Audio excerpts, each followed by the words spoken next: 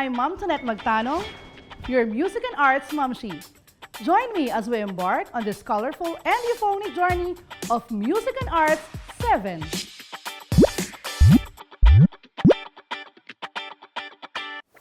After listening to the musical characteristics of representative music selections from the lowlands of Luzon, I am sure that you can now identify these characteristics. Before exploring the music of lowlands of Luzon, let's have a quick review. For our first activity, write the missing letters and say the complete word based on the descriptions that I will give you. Let's start. Number 1. It is a regular repeated pattern of sounds and serves as a pulse of the musical composition. This element has 3 components: the beat, tempo, and meter. If your answer is rhythm, you are correct. Number 2. It is the speed of the beat. Every piece of music has its own speed, which depends on the mood of the whole music piece. Most happy tunes are fast, while sad music is relatively slow. If your answer is tempo, you are correct. Number 3. It is composed of a time signature, which is a combination of strong beats or accents and weak beats. If your answer is meter, you are correct. Number 4. It refers to the chords produced, the accompaniment styles, and the counter melodies. If your answer is harmony, you are correct. And finally, number 5. It is the thickness of the sound. If your answer is texture, you are correct. Did you get a perfect score? That's great! Do you remember what these words are? These words are the elements of music. Beside me is a digital music player. Listen as it shuffles the songs. List down the title of each song you know with the dialects used.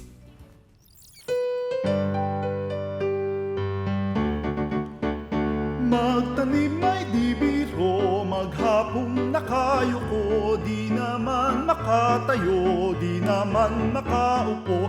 Braso ko'y namamanhid, baywang ko'y nangangawit, binti ko'y namimintig sa pagkababad sa tubig.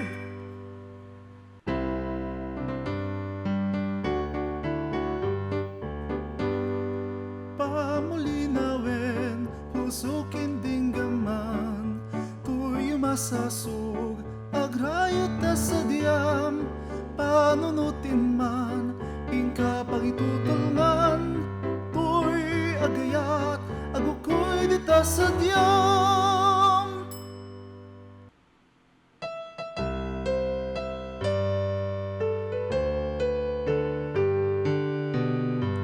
Ati ko pong sing-sing, metong yang timpukan, ama na iti, king indong ibatan, sangkang king sinido, king metong akaban, may walaya iti, eko kamalayan. Alright! Are you familiar with these songs? What do you call these kinds of music that you just listened to? You are correct. These are folk songs. Folk songs are usually sung in the dialect of the people from its place of origin, and often short and simple. A traditional or composed song is typically characterized by a stanzaic form. Here are some examples of folk songs. Magtanim ay di biro of the Tagalogs, Pamulinawin of the Ilocanos, Atin Kupong Singsing of the Kapampangans, Sarumbanggi of the Bicolanos. Let's listen to one of the songs I gave as an example. If you're familiar with the song, you can actually sing with it. This song is Atin Ko Pong Singsing.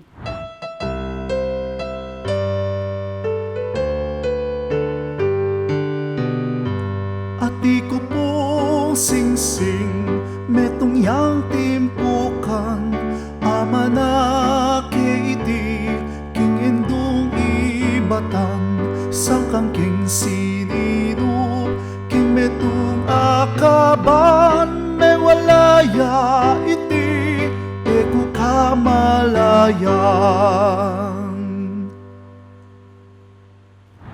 Did you enjoy singing this Kapampangan folk song? That's great! Now, let us discuss the characteristics of folk songs. One of the characteristics of a folk song is that its lyrics must use the native tongue. This means that a folk song emphasizes its own identity as a community. For example, the folk song Pamulina Win from Ilocos used the community's own language for the people to easily understand and appreciate the song.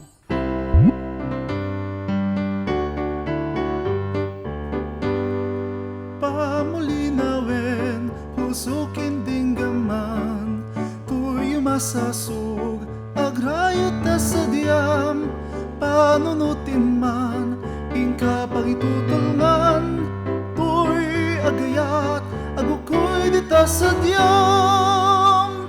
Another characteristic of a folk song is that it can be passed down through oral tradition to family or community members. Hence, it is learned by mere memorization. During the early times, singing folk songs was a favorite community pastime. Traditions are very important, and they must be continuously handed down from generation to generation. One more characteristic of folk songs is that they have unknown composers and lyricists. Most composers of Filipino folk songs are unknown because the songs were just based on daily experiences and were passed down orally. How I wish we could know who they are and acknowledge their great works, right? Anyway, let's move on to the next characteristic. The fourth characteristic is that folk songs use a simple key signature. They usually begin and end with the same key. It only means that simplicity is one characteristic of a folk song, just like Bahay Kubo, a Tagalog folk song. Yes, as simple as that. Can you still follow? Great! Let's proceed. Another characteristic is the meter. The ancient dances and common songs are based on these meters. The composers of the folk songs adopted these rhythmic patterns in their compositions. Let me give you an example. First is dupol. The song Magtanim Ay Di Biro has a dupol meter. Dupol meter, also known as dupol time, is a musical meter characterized by a primary division of 2 beats to a bar. Next is triple. The song Sarumbanggi has a triple meter. Triple meter, also known as triple time or ternary rhythm, is a musical meter characterized by a primary division of 3 beats to a bar. Lastly is a quadruple. The song Ang Pipit has a quadruple meter. Quadruple meter, also quadruple time, is a musical meter characterized in modern practice by primary division of 4 beats to a bar. But whatever their meters are, they all surely sound good.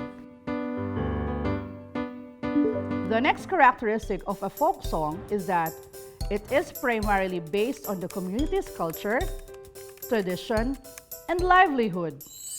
And the last characteristic is that it must be short and simple.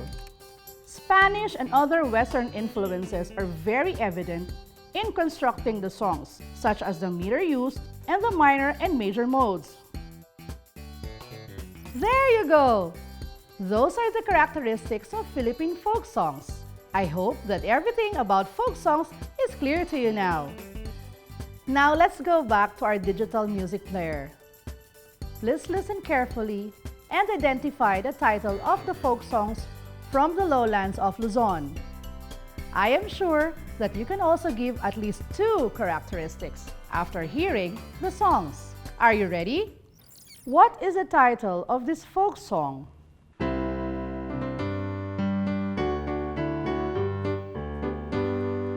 Pamulinawin, husukin dinggaman, tuyo masasug, agrayot ta sa diyam, panunutin man, ingka pangitutulngan, tuy agayat, agukoy di ta sa diyam.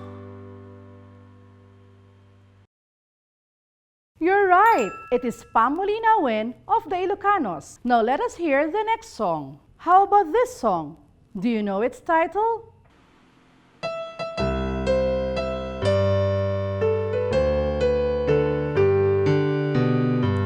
Ati ko pong sing-sing, metong yang timpukan, ama na iti, king indong ibatan, sangkang king sinino, king metong akaban, may walaya iti, eko kamalayan.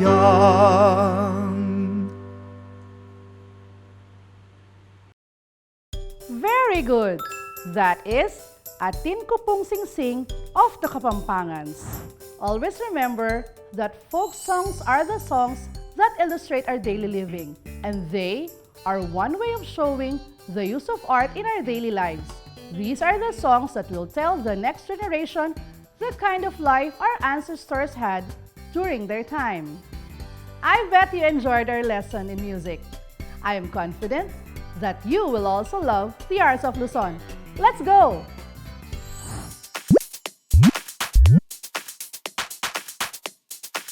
Oh, do you know what these pictures represent? These are some of the arts and crafts that can be found in Luzon. Arts and crafts help us recognize the distinctiveness of a certain culture. They show the kind of life they lead, the resources available in a particular region, the beliefs, traditions, and the artistry and imaginative minds of the people in different places. After today's lesson, you are expected to analyze elements and principles of arts in the production of one's arts and crafts inspired by the arts of Luzon, Highlands, and Lowlands, and identify the characteristics of arts and crafts in specific areas of Luzon. One of these is textile. Textile includes attire, fabrics, and tapestries. The term textile originated from the Latin word textilis and the French word texere, which means to weave, and the term was initially used only for woven fabrics. We also have the ornaments.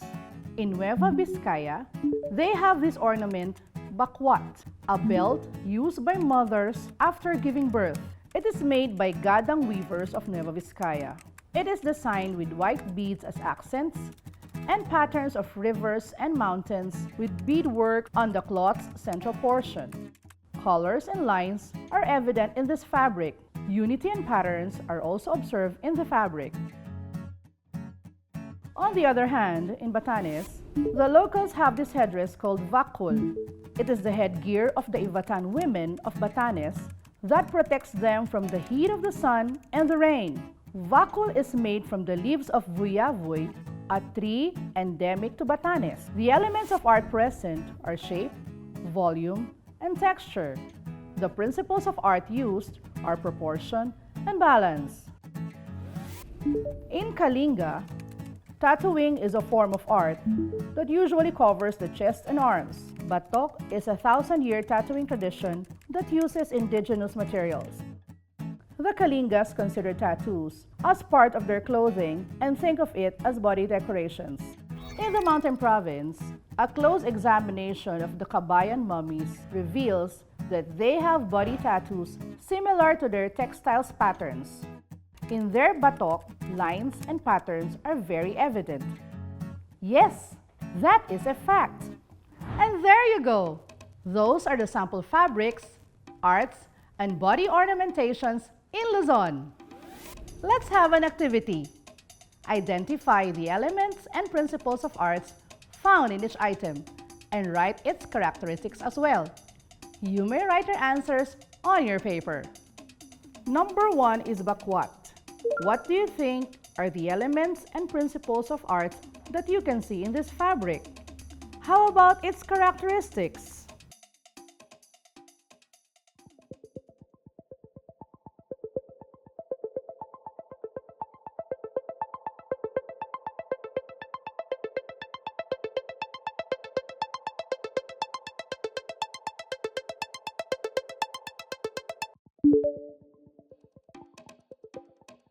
Number 2. What are the elements and principles of art present? What are the characteristics of vakul?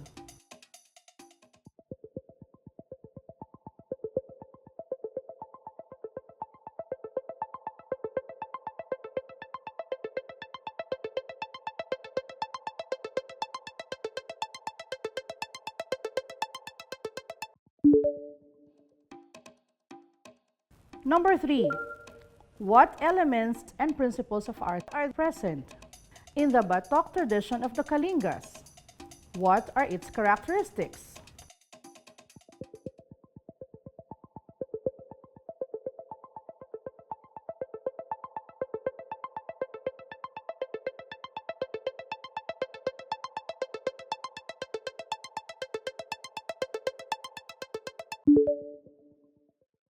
Let's check your work. Number 1. For bakwat, if your answers are colors and lines, patterns, and unity for the elements and principles, you are correct. If you put white beads as accents and patterns of rivers and mountains with beadwork as its characteristics, you are correct. Number 2. For vakul, if your answer is shape, volume, and texture, proportion, and balance in the elements and principles, you are correct. And if you wrote made from the leaves of Vuyavoy, you are correct. Number 3. If your answer in the elements and principles of art for batok are lines and patterns, you are correct. In characteristics, if you answered clothing and decorations of the body, you did great. And that's it, my dear students. I hope you enjoyed and learned something today. Once again, this is your Arts and Music Momshi, Ma'am Tonet Magtanong.